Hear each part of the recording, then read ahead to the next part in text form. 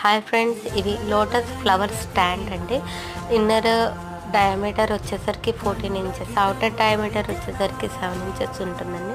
3 layers of petals మనకి use చేశారండి. ఇది వుడ్ బేస్, మనకి అన్ని కలర్స్లో అవైలబుల్గా ఉన్నాయండి.